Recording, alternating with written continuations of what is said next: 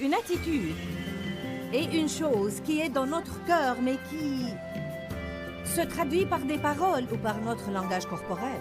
Restez avec nous, donc jouissez de votre vie.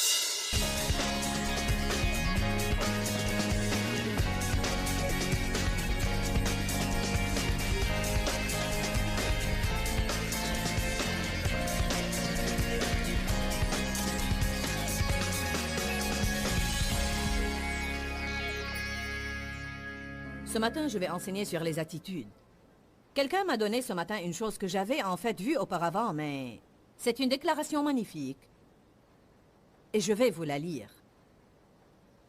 Faites attention à vos pensées, car elles deviennent vos paroles. Faites attention à vos paroles, car elles deviennent vos actions. Faites attention à vos actions, car elles deviennent vos habitudes. Faites attention à vos habitudes, car elles deviennent votre caractère. Faites attention à votre caractère, car il devient votre destinée. J'ai dit dans la soirée d'ouverture que nos paroles déterminent comment va être notre vie. Nos pensées, plutôt, déterminent comment va être notre vie. Si nous sommes incapables de penser et de parler en accord avec le projet de Dieu, nous finirons par avoir ce que l'ennemi veut pour nous, c'est-à-dire la destruction. Matthieu 12 dit « De l'abondance du cœur, la bouche parle ». Romains 4, 17 dit « Nous servons un Dieu qui appelle les choses, un Dieu qui donne la vie aux morts et appelle les choses qui ne sont point comme si elles existaient déjà. » En d'autres termes, Dieu reconnaît la force des paroles et il parle aux choses qui ne sont point comme si elles étaient. Ce matin, je me suis levée et j'ai parlé. J'ai déclaré certaines choses exprès. Je me suis allongée un moment sur mon lit et j'ai pensé à certaines choses exprès. Nous avons parlé de se faire une façon de penser, de rester au lit un moment le matin et de déterminer nos pensées. Une des choses que j'ai pensées et même marmottées à voix basse était « Dieu, j'aimerais que tout marche comme je veux aujourd'hui, mais ça peut ne pas être le cas. Si ce n'est pas le cas, je ferai tout ce que tu veux que je fasse, même si je dois souffrir pour le faire. Je me suis déterminée à endurer tout ce que je dois endurer pour accomplir la volonté de Dieu aujourd'hui. J'ai dit des choses ce matin comme « Je réussis dans tout ce que j'entreprends, je suis la tête et non la queue, en haut et jamais en bas. Je prête à beaucoup de nations et je n'emprunterai point, je trouve grâce partout où je vais aujourd'hui. » Vous devez dire des choses dans votre vie qui soient positives. Ne parlez pas de peur, mais parlez de foi. Nos pensées affectent nos paroles, nos pensées affectent nos humeurs, nos pensées affectent nos attitudes. Je vais vous parler ce matin de plusieurs attitudes qui, je crois, être des positions de force dans notre vie, parce qu'une attitude est vraiment une position que nous prenons. En fait, j'ai cherché la définition du mot attitude et elle dit « façon de tenir son corps ou position prise ». En d'autres termes, si celui qui s'occupe de moi à l'épicerie ne va pas assez vite, je peux... Bien que je n'ai pas ouvert la bouche, mon langage corporel dit « tu y es en train de m'irriter ». Donc une attitude est une chose qui est dans notre cœur, mais qui se traduit par des paroles ou par notre langage corporel. C'est une position mentale concernant une circonstance ou un fait. Un état de préparation pour réagir d'une manière spécifique. Nous pouvons avoir de bonnes attitudes et de mauvaises attitudes, c'est à nous de choisir.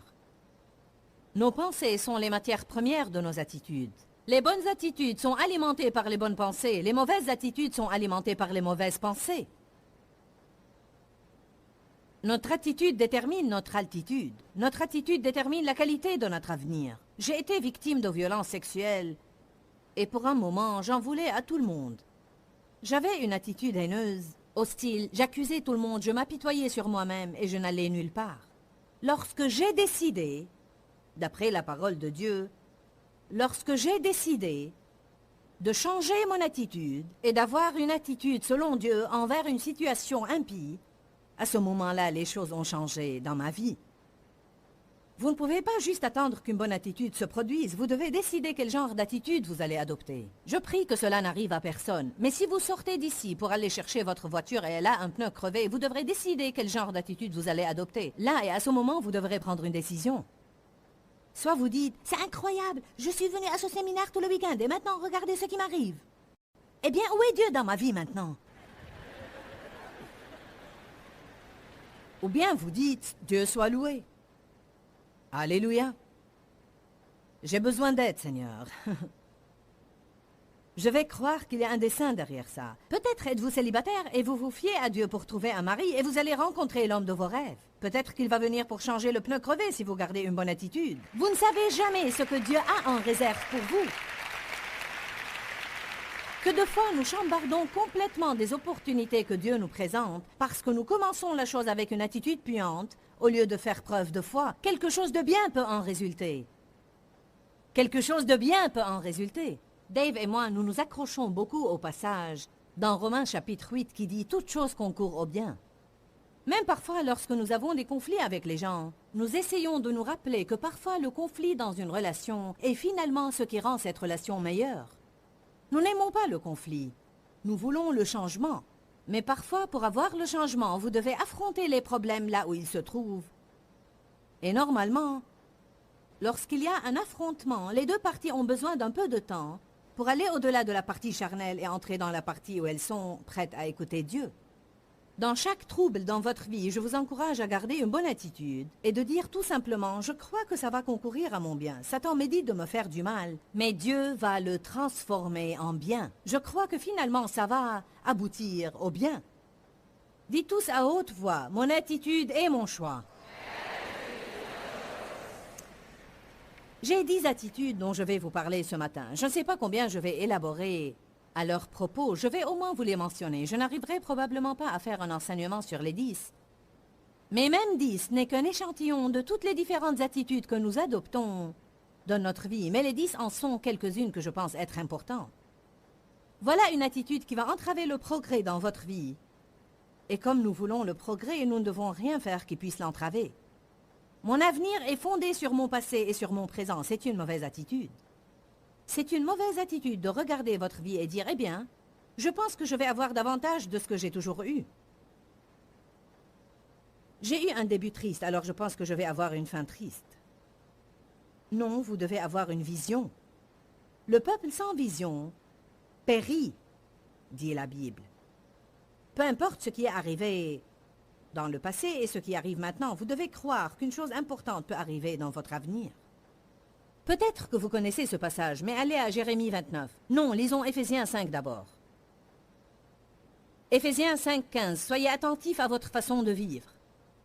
Vivez avec un but, dignement, avec circonspection, non comme les imprudents et les insensés, mais comme des sages, des gens raisonnables. Mettez à profit le temps présent, achetez chaque opportunité, car les jours sont mauvais. Le verset 17 est vraiment important. Ne soyez pas vagues, inconsidérés et insensés, mais comprenez et saisissez fermement la volonté de Dieu pour vous. Quelle est la volonté de Dieu pour vous? Ce n'est pas d'avoir une mauvaise vie. La volonté de Dieu pour vous n'est pas d'être malheureux, ni d'être pauvre ou misérable, ou d'avoir un corps rongé de faiblesse et de maladie. Dieu veut que nous ayons une bonne vie. Bien-aimé, par-dessus tout, je souhaite que tu prospères et sois en bonne santé comme prospère l'état de ton âme. La volonté de Dieu pour nous est de devenir des adultes et de mûrir spirituellement. Sa volonté est qu'on ait de bonnes relations. Beaucoup de ce que nous avons eu par le passé a été car l'ennemi s'est immiscé et a pénétré. Vous ne pouvez pas regarder votre passé et être désespéré et sentir que votre avenir va toujours être ce qu'a été votre passé. Malgré ce que vous avez enduré, ou malgré ce que peut-être vous endurez en ce moment, je veux vous encourager aujourd'hui à être positif à l'égard de votre avenir. Pensez-y positivement. Parlez-en positivement. Jérémie 29:11, lisons-le.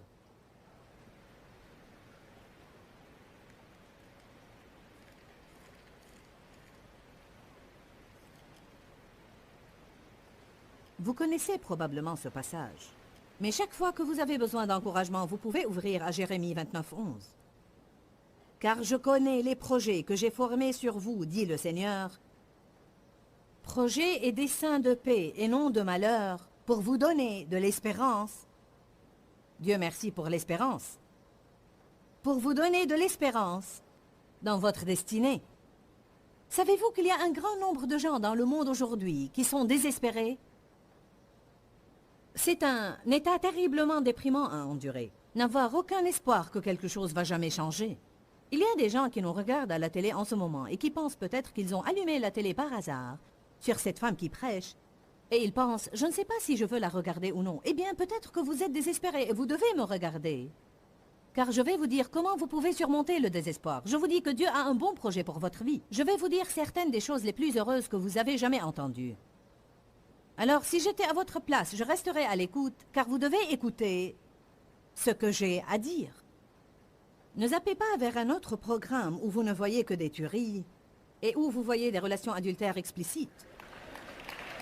Vous ne devez pas zapper vers un autre programme où quelqu'un est ivre et utilise un langage grossier et use le nom du Seigneur en vain. Cela ne va pas vous rendre heureux ni bénir votre esprit. Je vais vous dire aujourd'hui que Dieu a un projet pour vous, Dieu a un plan pour vous. Et Dieu a un bon plan pour votre avenir et vous pouvez avoir de l'espoir. Vous n'êtes pas obligé de vivre déprimé ni de vivre malheureux. Vous n'êtes pas obligé d'avoir de mauvaises relations. Mais vous devez changer votre attitude.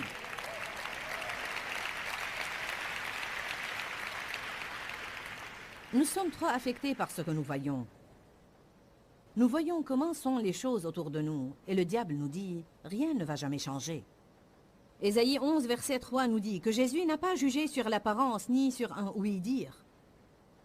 S'il n'a pas jugé ce qui se passait avec ce qu'il a entendu ou vu, alors avec quoi l'a-t-il jugé? Il sentait ce qui se passait par son esprit. Il croyait la parole de Dieu plus que ses circonstances et ses situations. Mon Dieu, si je considère où j'ai commencé, selon la raison, je n'aurais eu aucun espoir. Il y a une trentaine d'années de ça, d'être là à faire ce que je fais aujourd'hui. Je vais répéter, vous ne pouvez pas vous rendre compte combien il est ridicule, selon les normes habituelles, que je sois en train de le faire. Je n'étais pas une bonne matière première pour être dans un ministère à plein temps et pour prêcher l'Évangile partout dans le monde. Jésus a dit, ramassez les morceaux qui restent afin que rien ne se perde. Si vous donnez à Jésus ce que vous pensez sont les morceaux complètement abîmés et usés de votre vie, il va les assembler et faire une chose merveilleuse à partir d'eux.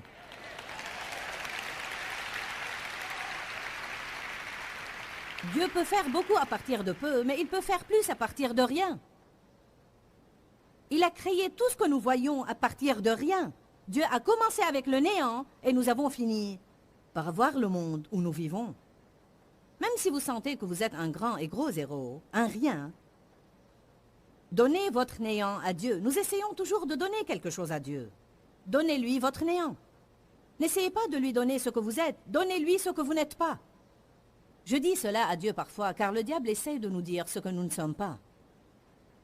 Est-ce que le diable vous dit ce que vous n'êtes pas? Vous n'êtes pas intelligent, vous n'êtes pas beau, vous n'êtes pas doué, vous n'êtes pas talentueux. Vous n'êtes pas, vous n'êtes pas, vous n'êtes pas. Dites, merci de me l'avoir rappelé. Dieu, je te donne ce que je ne suis pas. Je te donne mon néant. Je te donne mon zéro aujourd'hui. Si vous donnez à Dieu tout ce que vous êtes et tout ce que vous n'êtes pas, alors il va vous donner à son tour tout ce qu'il a. Il ne s'agit pas de ce que vous pouvez faire, il s'agit de ce que Dieu peut faire à travers vous. Paul a dit que la puissance de Dieu s'accomplit et se révèle dans sa faiblesse. Laissez Dieu affluer à travers vos faiblesses. Dieu se sert des choses folles du monde pour confondre les sages. Allez à Genèse 13. Nous allons voir un homme qui a tout perdu. Et Dieu lui a dit, après avoir tout perdu, regarde vers le nord, le sud, l'est et l'ouest et dis-moi ce que tu vois. Qu'est-ce que vous voyez dans votre vie ce matin? Certains ne voient pas grand-chose. Certains ont une attitude vague. Ils sont comme, je ne sais pas, j'attends pour voir ce que Dieu va faire. Eh bien, vous devez croire pour avoir. Vous devez accrocher votre foi à quelque chose. Je préférerais espérer pour beaucoup et en avoir la moitié. Je le dis toujours, plutôt que d'espérer pour peu et l'avoir en totalité. Amen. J'espère au progrès. J'espère en de nouvelles opportunités. J'espère en des idées créatives. Le diable veut que vous espériez en rien pour qu'il ne vous donne absolument rien. Le premier passage que nous avons lu dit « Ne soyez pas vagues ». Je crois que trop de gens sont vagues. Ils n'ont pas une vraie idée définie dans leur esprit d'une chose qu'ils veulent que Dieu fasse vraiment pour eux. Genèse 13, 14. Je vais vous donner un petit contexte de cette histoire. Abraham avait vraiment béni son neveu Lot. Il lui avait donné des troupeaux et des terrains. Et les biens des deux étaient si considérables que la contrée sur laquelle ils vivaient ensemble était insuffisante pour nourrir tous leurs troupeaux. Et il y eut une querelle entre leurs bergers, sur lequel des deux troupeaux allait brouter l'herbe. Le même genre d'histoire pour lequel les gens se querellent aujourd'hui. Ils n'étaient pas différents de nous, mais ils avaient vécu dans une époque différente. Abraham, étant un homme très sage et conscient des dangers et des conflits, est allé vers Lot et lui a dit « Écoute-moi, qu'il n'y ait point de dispute entre nous. Alors, choisis la partie que tu veux de la plaine du Jourdain et je prendrai ce qui reste. » Voyez, il n'était pas obligé de faire ça car, en fait, il était le patron. Et il aurait pu dire « Je vais prendre la bonne partie et toi ce qui reste. » Car si ce n'était pas grâce à moi, tu n'aurais rien eu. Mais voyez, il n'avait pas cette mauvaise, attitude. Il a décidé d'avoir une attitude généreuse.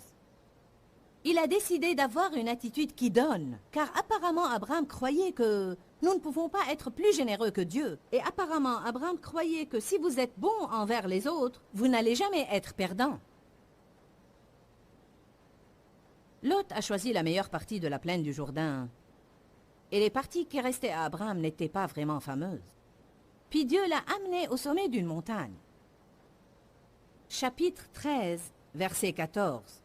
Le Seigneur dit à Abraham après que Lot se fut séparé de lui, « Lève les yeux et regarde du lieu où tu es. » Je vais m'arrêter là et faire une remarque à ce propos. Il a dit « Regarde du lieu où tu es » et non pas, il n'a pas dit « Regarde le lieu où tu es ». Il a dit « Regarde au-delà du lieu où tu es ». Certains d'entre vous regardent le lieu où ils sont. Tout ce dont vous parlez est le lieu où vous êtes et vous devez regarder au-delà du lieu où vous êtes. Parce que Dieu veut que nous fassions du progrès. Nous sommes des gens destinés à faire du progrès et nous n'allons jamais être heureux et satisfaits sans progrès. Regarde du lieu où tu es, le nord, le sud, l'est et l'ouest. Le verset 15 le dit clairement, « Car tout le pays que tu vois, je te le donnerai à toi et à ta postérité pour toujours. » Vous devriez y penser et y méditer exprès. Vous devriez chercher quelque chose à boire et vous asseoir quelque part cet après-midi. Cherchez un bon soda ou du thé glacé ou tout ce que vous aimez. Et allez vous asseoir quelque part pour rêver un petit peu. D'accord Dieu, qu'est-ce que je voudrais voir arriver dans ma vie? Écrivez quelque chose. Dans Habacuc, Dieu dit, écris la prophétie et écris-la si clairement que tous ceux qui passent puissent la voir. Mettez quelque chose sur papier. Ayez un journal. Écrivez quelque chose que vous voulez que Dieu fasse dans votre vie. Ayez un plan, ayez un but. Ne soyez pas vague et sans but. Eh bien, j'attends pour voir ce que Dieu va faire. Lui avez-vous dit ce que vous voulez avoir? Il se peut que votre but soit de nettoyer votre maison et de vous acquitter de vos dettes. Il n'est pas dit que ça doit être une grande chose spirituelle que vous espérez avoir. Peut-être vous n'avez pas la vision de sillonner le monde pour prêcher l'évangile. Je ne parle pas seulement des visions spirituelles. Ayez un but, ayez un rêve. Ayez quelque part où vous voulez arriver et quelque chose que vous voulez faire dans la vie. Est-ce que quelqu'un peut crier Amen ce matin? Romains 4, 18 dit que toute raison humaine pour l'espoir ayant été épuisée, Abraham a continué à espérer dans la foi. J'aime ce genre de gens qui, quelle que soit leur mauvaise situation, vous ne pouvez absolument pas leur enlever l'espoir. Je crois que l'espoir est puissant et je pense que beaucoup de gens essayent d'avoir la foi sans même avoir l'espoir. Je crois que certaines personnes désespérées essayent de croire Dieu. Qu'arrive-t-il si vous êtes désespéré? Vous êtes négatif. Vos pensées sont négatives. Vos paroles sont négatives. J'espère et je prie aujourd'hui que vous avez appris ce qu'est une attitude et que c'est à vous de choisir d'avoir une bonne ou une mauvaise attitude. Notre attitude détermine notre altitude. En d'autres termes, elle détermine si nous pouvons aller haut ou loin dans la vie. Nous avons parlé de toutes sortes de mauvaises attitudes, mais c'est à nous de choisir de remplacer ces mauvaises attitudes par une bonne attitude. Je vous encourage à prendre une décision par la Grâce et la miséricorde de Dieu, je ne veux plus regarder la situation de cette façon. C'est à vous de décider de croire que toute chose concourt au bien de ceux qui aiment Dieu et qui sont appelés selon son dessein. Écoutez, mon mari dit ça tout le temps. C'est un genre de thème de vie pour lui. Et vous savez, parce qu'il prend cette attitude envers la vie, il vit en paix et il jouit de sa vie quotidiennement. Le thème de notre programme aujourd'hui est jouir de la vie de tous les jours, parce que nous voulons que les gens jouissent de leur vie. J'ai passé trop d'années en tant que chrétienne sans jouir de ma vie. Et je vais vous dire quoi, ce n'est absolument pas la volonté de Dieu pour nous. Il veut que nous jouissions de notre vie. Jouir de notre vie veut dire que nous devons apprendre à avoir une bonne attitude lorsque des choses que nous n'aimons pas se passent. Car si nous pensons que nous pouvons être heureux seulement quand tout nous est favorable, alors devinez quoi, nous n'allons jamais finir par avoir beaucoup de joie. La Bible dit que la force de la vie et de la mort est dans la langue. En fait, la Bible parle beaucoup des paroles, de la puissance des paroles, de la bouche et comment nous devons être responsables de nos paroles. Je veux vous encourager à apprendre plus sur la force des paroles et ce qui sort de votre bouche, car vous pouvez toujours prédire votre avenir. Je crois que si vous dites de mauvaises choses, vous allez avoir de mauvaises choses dans l'avenir. Mais si vous apprenez maintenant, peut-être même au beau milieu d'une chose qui se passe et que vous n'aimez pas, comment dire de bonnes choses, je crois que cela va affecter votre avenir d'une façon positive. La Bible dit d'appeler les choses qui ne sont point comme si elles étaient. Je dis aux gens tout le temps, n'appelez pas les choses qui sont comme si elles allaient être là pour toujours, mais parlez positivement par votre bouche et parlez avec foi, et Dieu peut faire une chose merveilleuse dans votre avenir. Proclamez la parole, car il y a la vie dans la parole. Que Dieu vous bénisse abondamment. Dis-leur que je les aime. Dans ce livret, Joyce Meyer donne une révélation de l'amour de Dieu pour nous. Pour obtenir ce livret gratuitement, écrivez-nous à Joyce Meyer, boîte postale 40095-6300, Larnaca, Chypre. Ou bien visitez notre site web www.joycemeyer.org/fr.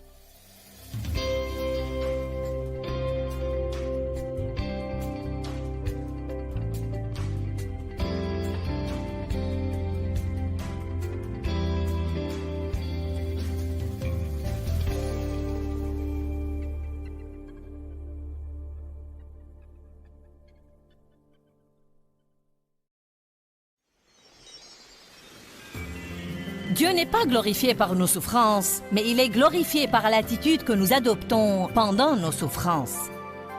Restez avec nous dans Jouissez de votre vie.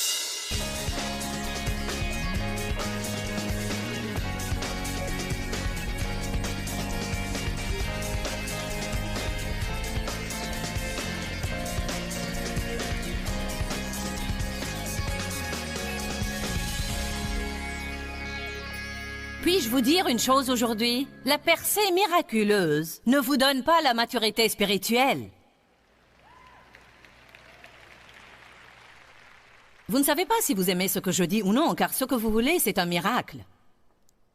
J'espère que vous allez l'avoir. C'est super d'avoir un miracle. Là, de nouveau, s'il vous plaît, comprenez-moi bien. Je ne dis pas que Dieu ne fait pas de miracles. Mais je dis simplement, lorsqu'on prêche ou on met notre foi en Dieu pour un miracle, je veux dire, les gens s'excitent. Mais lorsqu'on parle de percée, si nous pouvons avoir quelques applaudissements et un sourire, nous sommes bénis. Mais voilà la réalité, mes frères. De plus en plus de personnes passent par. Alors pourquoi ne vous dirais-je pas simplement la vérité? Eh oui, il se peut que vous receviez une percée miraculeuse, si c'est la façon que Dieu choisit pour traiter avec vous. Je pense que c'est passionnant et je suis heureuse pour vous. Mais je vais vous donner une chose afin que vous puissiez traverser victorieusement.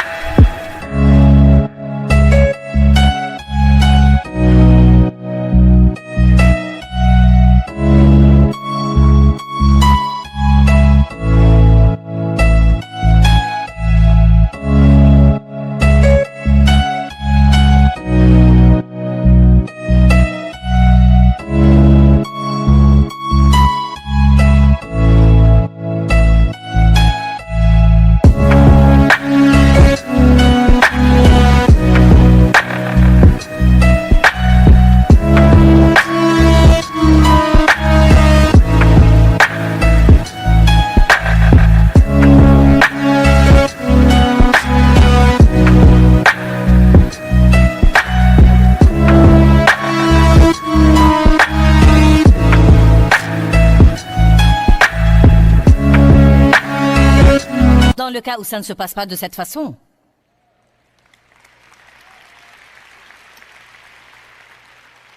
Alors il parle et prêche et dit « Je suis le pain de vie, mangez ma chair, buvez mon sang. » Et ces gens commençaient à avoir peur. Ils étaient comme « Quel genre de message est celui-là ?» Manger ta chair et boire ton sang, de quoi Jésus parlait-il? Il disait « Considérez-moi votre nourriture, considérez-moi votre boisson. Si vous êtes affamé dans la vie, si vous êtes assoiffé, si vous vous sentez sans ressources, si vous vous sentez mécontent, ne courez pas après un miracle, recherchez-moi. Je suis ce dont vous avez besoin, je suis le pain de vie. » Ils ont vu des miracles dans le désert et ils y sont morts quand même. Dieu m'a même défié à un moment donné dans ma vie. Il m'a dit, je ne veux pas que tu me demandes une chose naturelle avant que je t'en donne la permission. Chaque fois que tu penses qu'il y a une chose que tu veux, au lieu de me dire ce que tu veux, tout ce que je veux entendre, c'est « Jésus, j'ai besoin de toi ». Nous avons tous une grande liste de prières contenant toutes les choses que nous devons avoir chaque jour pour être heureux. Maintenant, si je ne me marie pas cette année, Dieu, je ne pourrai plus attendre. Eh bien, je suis mariée, Dieu, et si tu ne changes pas mon mari cette année, je ne pourrai plus attendre. Eh bien, si je ne vais pas avoir des enfants, je ne pourrai pas le supporter, Dieu. S'il te plaît, je veux avoir un bébé. Oh Dieu, si ce bébé n'arrête pas de pleurer, je ne pense pas que je pourrai le supporter.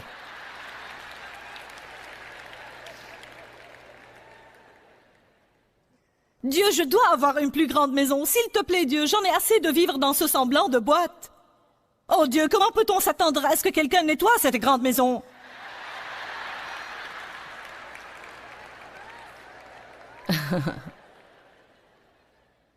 Nous devons finalement admettre que ce ne sont pas les choses qui peuvent nous rendre heureux. Il est notre pain de vie. Il est notre boisson de vie.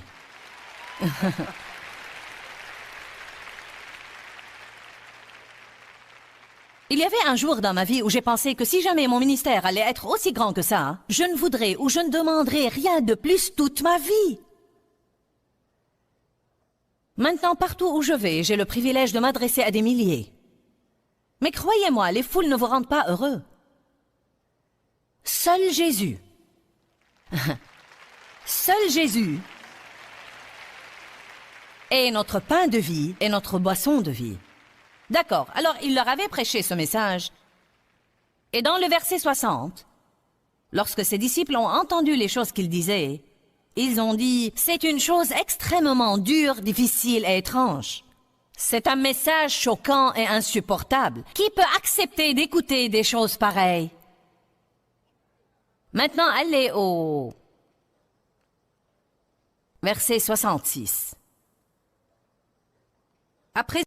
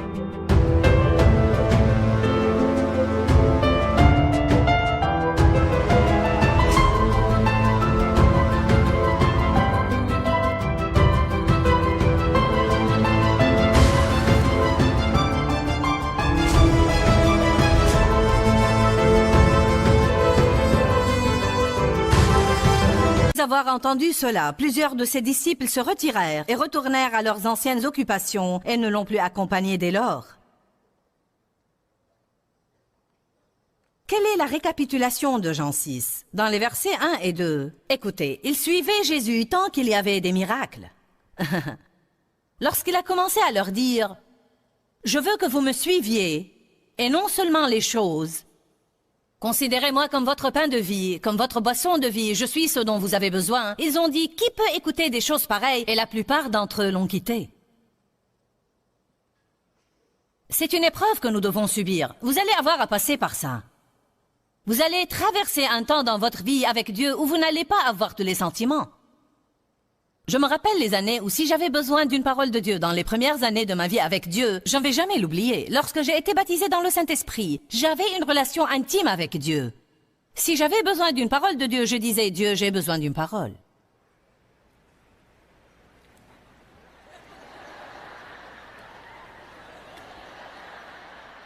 Et c'était vraiment glorieux. Dieu adressait exactement mon besoin. Je veux dire, c'était incroyable. Ou bien j'utilisais ces boîtes à promesses. Ces petites boîtes de cartes avec toutes les promesses. Alors vous avez besoin d'une parole et vous... Ou vous consultez votre calendrier de passage biblique ou n'importe. Ensuite, l'heure est venue où je ne comprenais pas ce qui se passait. Voyez, j'étais au stade de bébé. J'étais dans la couveuse du Saint-Esprit et Dieu était en train de tout faire pour moi. J'avais ma tétine, j'avais mon biberon. Il me changeait les couches chaque fois que je me conduisais mal.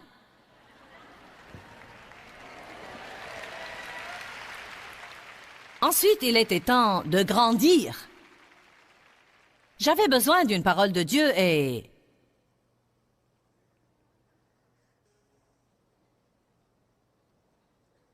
Malheur à toi, toi méchante pécheresse.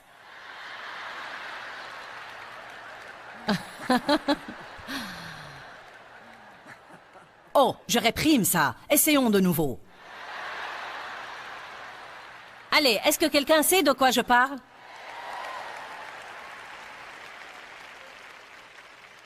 Eh bien, Dieu, je ne comprends pas ce qui ne va pas. Je ne te sens plus dans ma vie à présent. Je ne peux pas vous dire la moitié du temps si je sens Dieu ou pas. Je sais seulement qu'il est là. Nous devons savoir, car savoir nous prend au-delà du sentiment.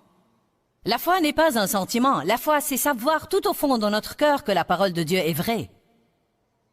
C'est une position de force pour pouvoir endurer les choses dures et ne pas renoncer. Mauvaise attitude numéro 3. Murmurer, ronchonner, se plaindre et critiquer. Philippiens 4, 6.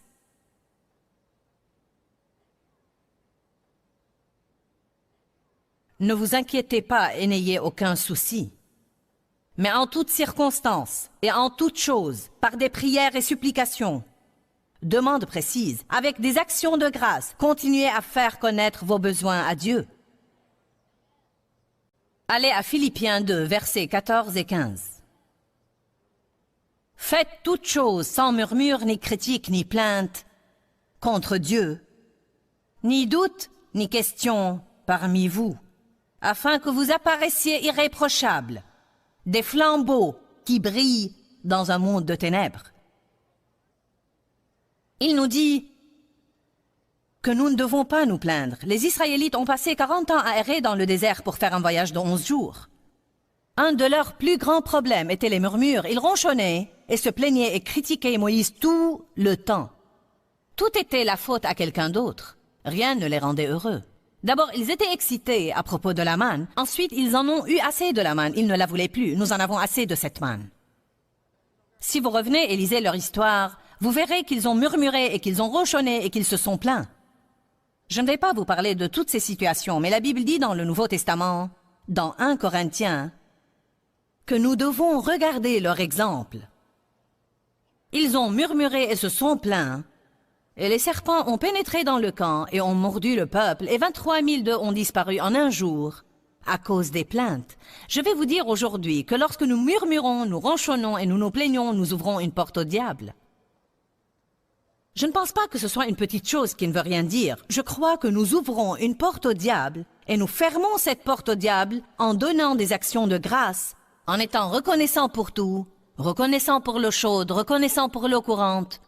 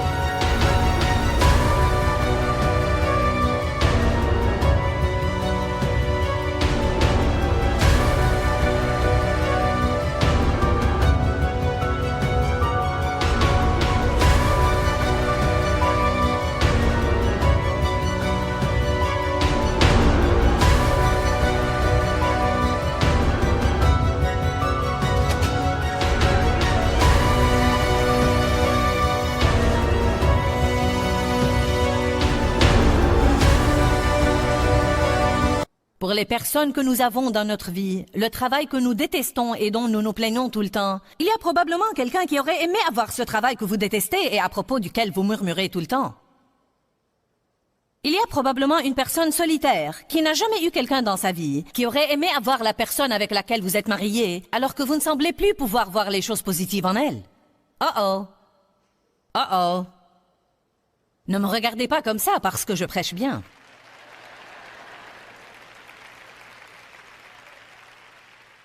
Rester reconnaissant et refuser de se plaindre est une position de force. La quatrième mauvaise attitude. Une attitude impatiente.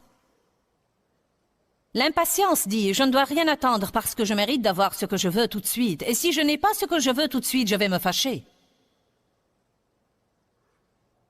L'impatience est le fruit de l'orgueil, mais la patience est une position de force. Jacques 5:7 dit « Soyez patients pendant que vous attendez. » Il ne s'agit pas de « Allons-nous avoir à attendre ?»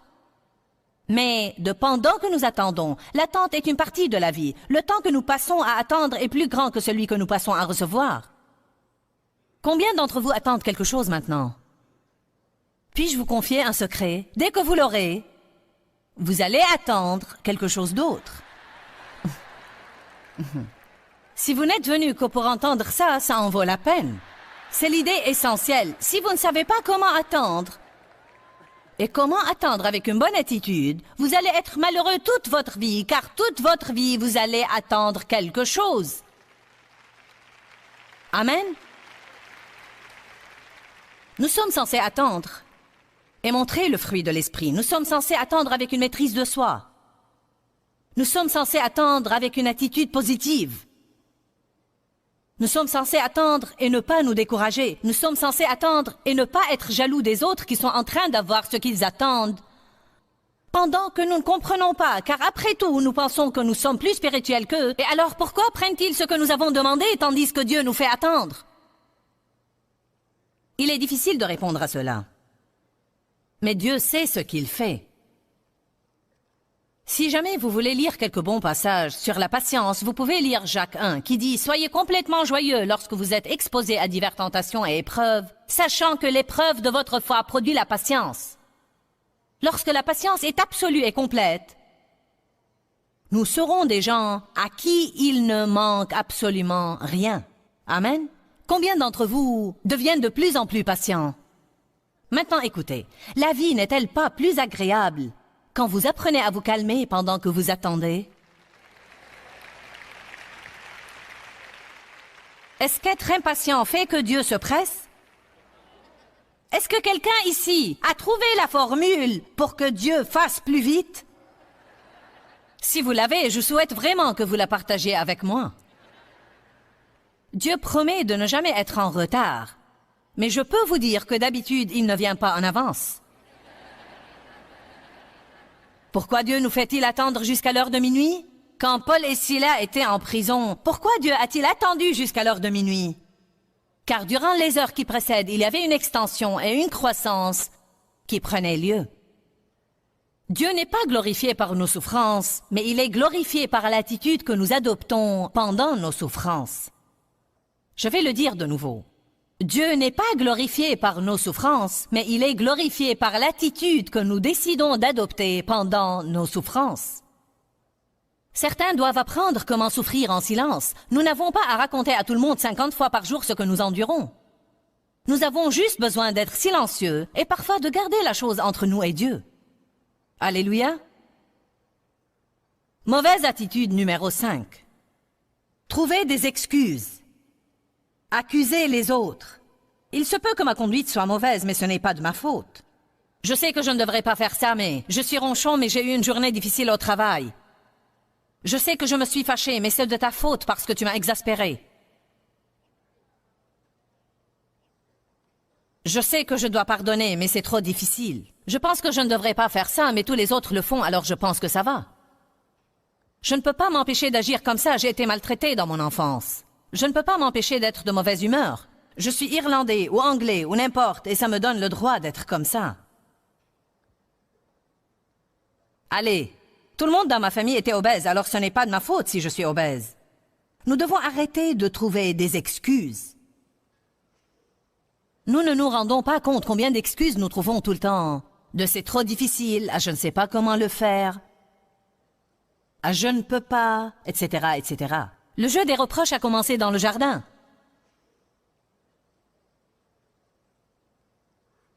Adam a accusé Dieu, la femme que tu m'as donnée. Savez-vous quoi? Adam était le chef de la famille. Puisqu'il était là-bas, pourquoi n'a-t-il pas fait quelque chose? Pourquoi n'a-t-il rien dit? Je ne veux plus croire à ces mensonges.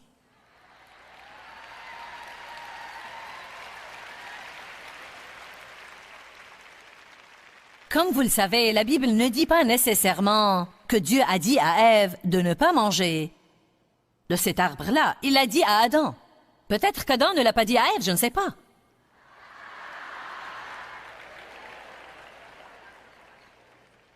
Je plaisante avec vous. Bien sûr, nous savons qu'Ève avait une responsabilité, mais j'essaye de faire remarquer que tout le monde veut accuser quelqu'un d'autre. N'est-ce pas absurde? Dieu, la femme que tu m'as donnée, elle a mangé, et puis elle me l'a donnée, elle me l'a fait faire.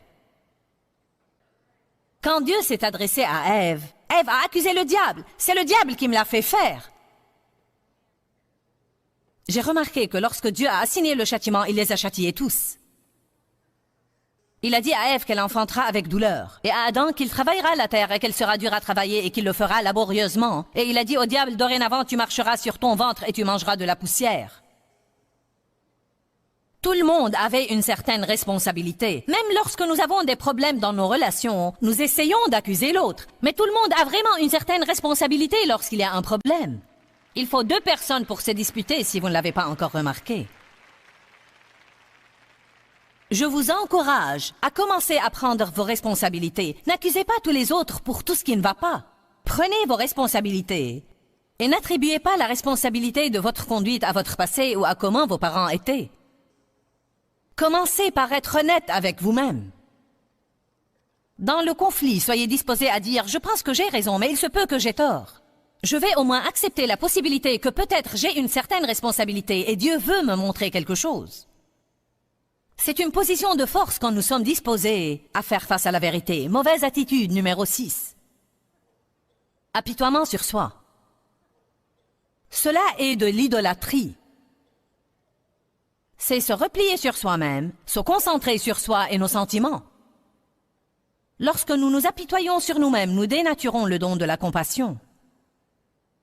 Dieu a mis la compassion en nous et elle est censée aller de nous vers les autres personnes. Mais quand nous la dirigeons vers nous-mêmes et nous nous apitoyons sur nous-mêmes, nous vivons dans cette prison du moi. Je sais ce que c'est que l'apitoiement sur soi, car le diable m'invitait à des séances d'apitoiement sur soi et j'y allais. Est-ce que le diable vous a jamais invité à des séances d'apitoiement sur soi et vous avez accepté son invitation? Parfois, ce sont de longues séances. Vous m'avez probablement entendu dire cela 1000 fois et ça m'est égal. Je veux dire les choses qui méritent d'être dites chaque fois que je prêche. Dieu m'a finalement dit, tu peux être pitoyable ou tu peux être forte, mais tu ne peux pas être les deux. Je vous le dis aujourd'hui, l'apitoiement sur soi est une position de faiblesse, mais ceux qui disent non à l'apitoiement sur soi ont de la force dans leur vie. Vous ne pouvez pas rester à vous apitoyer sur vous-même et être fort en même temps. Je ne pouvais pas rester à m'apitoyer sur moi-même chaque fois que Dave voulait regarder un match de football. Je ne pouvais pas rester à m'apitoyer sur moi-même chaque fois qu'il voulait sortir et jouer au golf et que je devais faire le ménage. Je ne pouvais pas passer ma vie en m'apitoyant sur moi-même parce que j'avais été maltraitée dans mon enfance. Ni à m'apitoyer sur moi-même parce que je n'avais peut-être pas tout ce que mes amis avaient. Nous devons arrêter de regarder ce que nous n'avons pas et nous devons faire un inventaire de ce que nous avons et puis demander à Dieu de l'oindre et nous devons commencer à avancer et à arrêter de nous apitoyer sur nous-mêmes. Amen.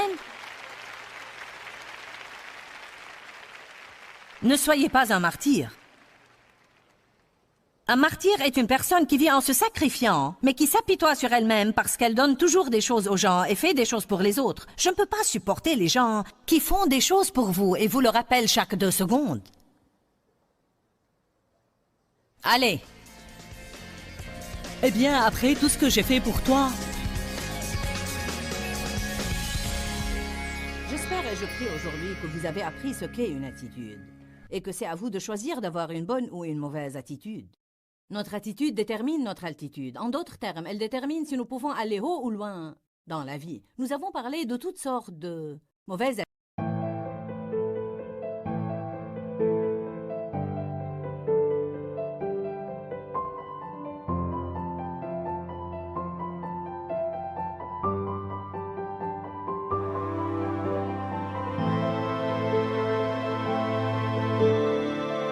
attitudes, mais c'est à nous de choisir de remplacer ces mauvaises attitudes par une bonne attitude. Je vous encourage à prendre une décision.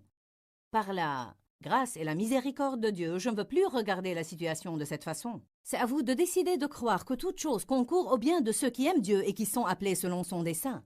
Écoutez, mon mari dit ça tout le temps. C'est un genre de thème de vie pour lui.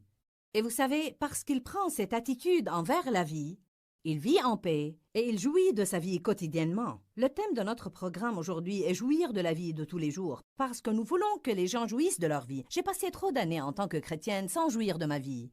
Et je vais vous dire quoi, ce n'est absolument pas la volonté de Dieu pour nous. Il veut que nous jouissions de notre vie. Jouir de notre vie veut dire que nous devons apprendre à avoir une bonne attitude lorsque des choses que nous n'aimons pas se passent. Car si nous pensons que nous pouvons être heureux seulement quand tout nous est favorable, alors devinez quoi, nous n'allons jamais finir par avoir beaucoup de joie. La Bible dit que la force de la vie et de la mort est dans la langue. En fait, la Bible parle beaucoup des paroles, de la puissance des paroles, de la bouche et comment nous devons être responsables de nos paroles. Je veux vous encourager à apprendre plus sur la force des paroles et ce qui sort de votre bouche, car vous pouvez toujours prédire votre avenir. Je crois que si vous dites de mauvaises choses, vous allez avoir de mauvaises choses dans l'avenir. Mais si vous apprenez maintenant, peut-être même au beau milieu d'une chose qui se passe et que vous n'aimez pas, comment dire de bonnes choses, je crois que cela va affecter votre avenir d'une façon positive. La Bible dit d'appeler les choses qui ne sont point, comme si elles étaient. Je dis aux gens tout le temps, n'appelez pas les choses qui sont comme si elles allaient être là pour toujours. Mais parlez positivement, par votre bouche, et parlez avec foi, et Dieu peut faire une chose merveilleuse dans votre avenir. Proclamez la parole, car il y a la vie dans la parole. Que Dieu vous bénisse abondamment. Dis-leur que je les aime. Dans ce livret, Joyce Meyer donne une révélation de l'amour de Dieu pour nous. Pour obtenir ce livret gratuitement, écrivez-nous à Joyce Meyer, boîte postale 40095-6300, Larnaca, Chypre. Ou bien visitez notre site web www.joycemeyer.org/fr.